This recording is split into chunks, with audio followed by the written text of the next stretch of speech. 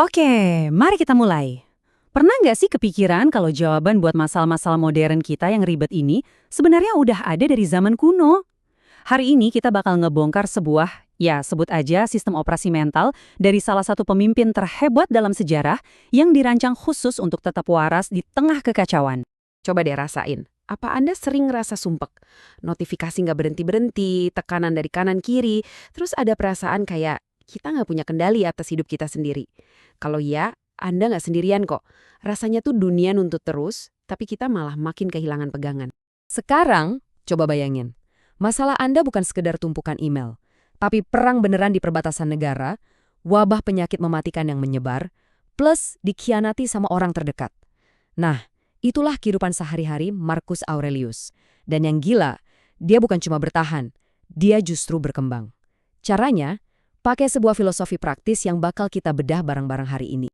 Ini dia peta jalan kita buat hari ini. Pertama, kita bakal bongkar prinsip inti yang jadi fondasi semuanya. Terus kita lanjut ke gimana caranya membangun ketahanan mental yang kokoh. Abis itu kita bahas 4 prinsip buat bertindak dengan benar. Dan terakhir, yang paling penting, kita bakal lihat beberapa latihan praktis yang bisa Anda mulai, ya hari ini juga. Oke, kita masuk bagian pertama. Buat Marcus Aurelius, stoicisme itu bukan teori akademis yang bikin ngantuk. Sama sekali bukan. Ini tuh panduan bertahan hidup. Anggap aja kayak buku manual buat menghadapi kenyataan hidup yang seringkali brutal dan gak bisa ditebak. Nah, ini dia intinya, senjata rahasianya. Idenya tuh super simple, tapi dampaknya luar biasa. Gini, fokuskan energi Anda hanya pada apa yang bisa Anda kendalikan. Apa itu? Ya pikiran Anda, penilaian Anda, dan tindakan Anda. Semua hal lain di luar itu, cuaca, ekonomi, apa kata orang tentang Anda, itu semua di luar kendali Anda. Menerima fakta ini, itu langkah pertama menuju ketenangan sejati. Dan kutipan ini, wah, benar-benar merangkum semuanya dengan sempurna. Kekuatan sejati itu bukan datang dari mengontrol dunia luar, tapi dari mengontrol respons kita terhadap dunia itu. Kekuatannya ada di dalam diri kita, bukan di luar sana. Oke, senjatanya udah kita pegang. Sekarang waktunya kita bangun pertahanan. Begitu kita paham apa yang bisa dan nggak bisa kita kendalikan, kita bisa mulai mendirikan sesuatu yang disebut kaum Stoa sebagai benteng batin. Bayangin aja, ini kayak ruang mental yang super kokoh, tempat kita berlindung dari badai kehidupan di luar sana. Disinilah filosofi ini jadi relevan banget. Kita ambil contoh nyata ya, rekan kerja yang nyebelin. Reaksi umum kita gimana? Pasti frustrasi, marah, terus ngegosip. Tapi dengan pola pikir Stoa, perspektifnya langsung jungkir balik. Rekan kerja itu bukan lagi gangguan. Dia itu ibarat gym gratis buat melatih otot kesabaran dan pengertian Anda. Kita ambil sesuatu yang negatif dan kita ubah jadi bahan bakar buat tumbuh. Konsep keren ini punya nama yang indah, amor fati, yang artinya mencintai takdir. Eits, ini bukan berarti pasrah buta ya. Ini adalah sikap aktif buat merangkul semua yang terjadi, baik dan buruk sebagai bagian dari perjalanan kita. Setiap kemunduran itu cuma persiapan buat kebangkitan. Saya suka banget kutipan ini. Apa yang menghalangi jalan menjadi jalan itu sendiri?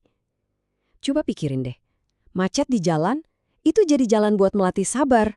Proyek gagal, itu jadi jalan buat belajar jadi lebih tangguh. Rintangan itu sendirilah yang jadi jalan buat maju. Jadi, intinya apa? Semua ini sebenarnya kembali ke satu hal. Kondisi batin kita itu nggak ditentukan oleh kejadian di luar, tapi oleh kualitas pikiran yang kita pilih buat merespons kejadian itu. Kebahagiaan itu, ya, pekerjaan dari dalam, titik. Oke, cara berpikir udah kita bahas. Sekarang kita pindah ke cara bertindak. Buat Marcus Aurelius, kalau dikotomi kendali itu mesinnya, nah kebajikan ini adalah kompas yang mengarahkan mesin itu. Ini adalah panduan kita buat mengambil keputusan yang benar. Cuma ada 4 yang perlu diingat, nggak ribet. Kebijaksanaan, keadilan, keberanian, dan kesederhanaan, atau kontrol diri. Yuk kita bedah satu persatu. Pertama, kebijaksanaan. Ini bukan soal jadi jenius atau punya IQ tinggi. Ini lebih ke soal melihat dunia apa adanya, dengan jernih, memisahkan fakta dari drama, dan mengambil keputusan yang tenang dan beralasan. Kedua, keadilan. Marcus Aurelius selalu ngingetin dirinya sendiri kalau kita ini diciptakan untuk bekerja sama, bukan saling sikut. Keadilan itu artinya melakukan peran kita, memperlakukan orang lain dengan hormat, dan bertindak demi kebaikan komunitas. Ketiga, keberanian. Dan ini bukan cuma soal berani fisik di medan perang ya. Ini juga soal keberanian moral. Berani membela yang benar, berani mengakui kesalahan, dan berani menghadapi obrolan-obrolan yang sulit. Terakhir, kesederhanaan. Ini intinya soal penguasaan diri, kemampuan buat bilang tidak pada godaan, mengelola emosi, dan menghindari segala sesuatu yang berlebihan. Ini adalah disiplin yang justru memberi kita kebebasan. Nah, kutipan ini merangkum semuanya. Pada akhirnya, kebajikan-kebajikan ini tuh bukan ide abstrak buat diperdebatkan di warung kopi. Ini adalah tindakan yang harus diwujudkan dalam kehidupan sehari-hari. Jangan cuma ngomongin, tapi lakuin. Oke, kita sampai di bagian terakhir. Di sini kita bakal bikin semua ini jadi super praktis. Gimana caranya kita mengubah filosofi ini dari sesuatu yang kita tahu jadi sesuatu yang kita lakukan setiap hari. Coba mulai dengan ini. Setiap malam, sebelum tidur, luangkan 5 menit aja buat nanya ke diri sendiri 3 pertanyaan simpel. Ini, anggap aja ini kayak audit harian buat karakter Anda.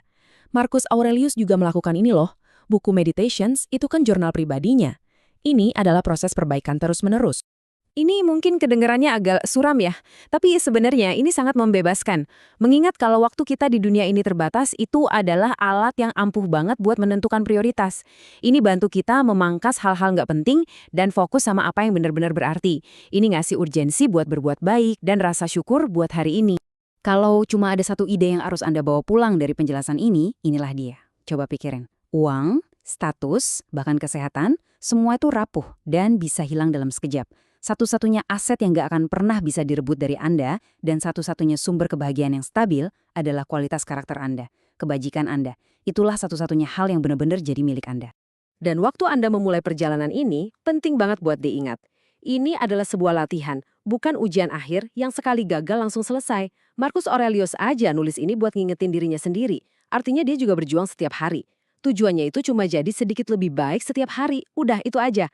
Kemajuan bukan kesempurnaan. Jadi, saya akan tinggalkan Anda dengan pertanyaan ini untuk direnungkan. Coba pikirkan satu hal dalam hidup Anda sekarang yang terasa seperti tembok penghalang. Gimana caranya Anda bisa melihat tembok itu dengan cara yang berbeda? Gimana kalau rintangan itu sendiri adalah jalan bagi Anda untuk melatih kebijaksanaan, keberanian, atau kesabaran? Nah, itulah awal dari hidup seperti seorang kaisar.